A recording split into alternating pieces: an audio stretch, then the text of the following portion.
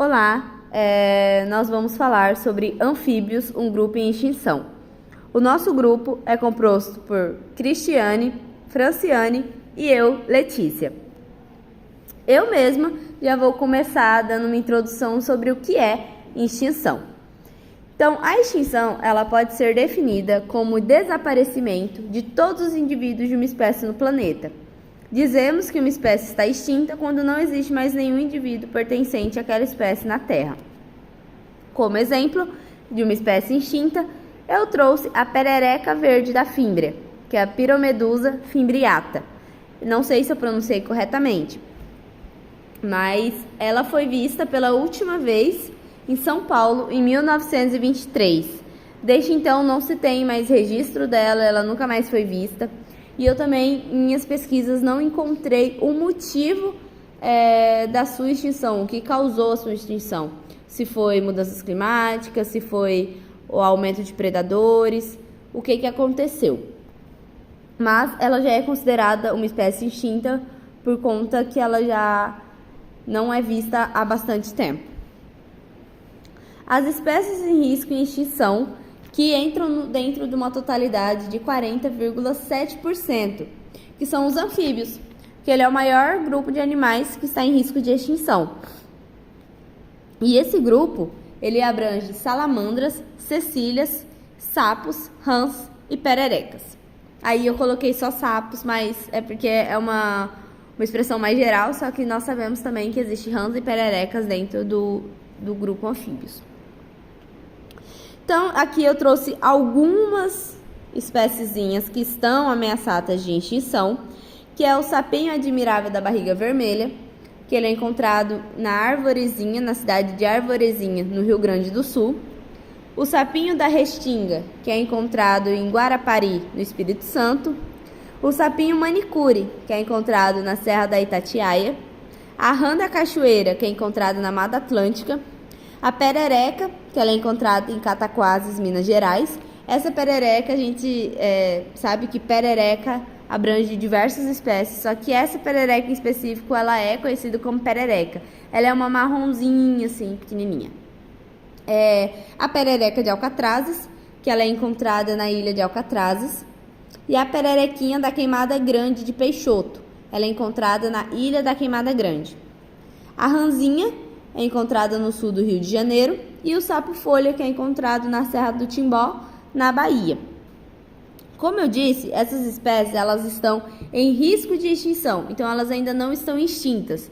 Então elas estão localizadas, como eu coloquei aí, as cidades ou local específico, porque elas não são mais vistas em nenhum outro lugar a não ser ali. Então tem poucas espécies e é encontrada em um lugar específico somente, tá? Eu sou a Cristiane e eu vou falar das principais causas de extinção dos anfíbios. Bom, a primeira é alterações climáticas, decorrente da ação humana em todo o mundo. As principais causas de declínio dos anfíbios. A segunda é devido ao fungo quitrídeo. Eu não vou conseguir falar o nome científico, o professor lê aí, por favor, obrigada. Esse fungo é um problema, principalmente para os anuros, como rãs, sapos, pererecas e salamandras. Esse fungo ele é um fungo aparentemente jovem, ele foi descoberto no ano de 1998 no Panamá, porém ele já se alastrou por todo o mundo, ele já está presente em todos os continentes. A quarta, aliás, é a globalização e o comércio internacional de animais exóticos. É um problema, pois acrescentar espécies exóticas...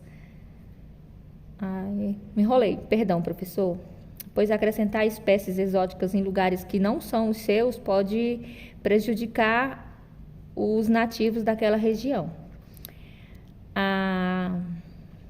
O quinto é o desmatamento, o crescimento das cidades e a agricultura, que tornam os ambientes naturais menores e com poucas possibilidades para a qualidade de vida dos anfíbios.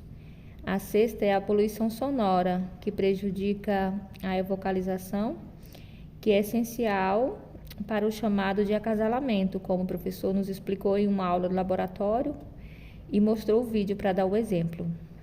O sétimo é o isolamento geográfico, que causa o quê? Quando os indivíduos eles cruzam entre si e tem algum parentesco de DNA, isso pode causar a não variabilidade genética dessas espécies. Também pode ocorrer deformações, entre outros fatores. Vou falar das medidas de conservação. No Brasil, há uma necessidade e urgência de estudos de monitoramento das populações de anfíbios, para que se possa compreender a real dimensão dos problemas de declínio populacionais e de ameaças às nossas espécies.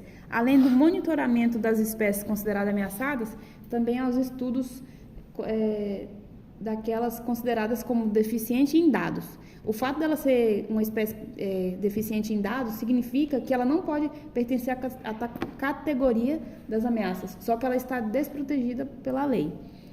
Também a criação e manutenção de reservas com diversidade representativa dos ecossistemas, recuperação de áreas degradadas e criação de arredores de migração, conectando as manchas ilhadas do ecossistema.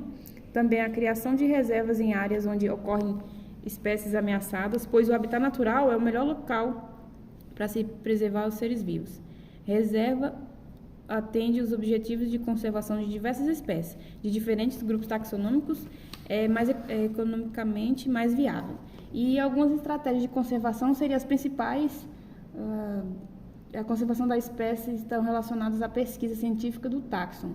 É necessário localizar e mapear essas populações existentes, identificar a saúde genética dessas populações e identificar áreas com potencial para a manutenção das populações saudáveis, para instrumentar o poder público na criação de áreas de proteção ambiental eficazes.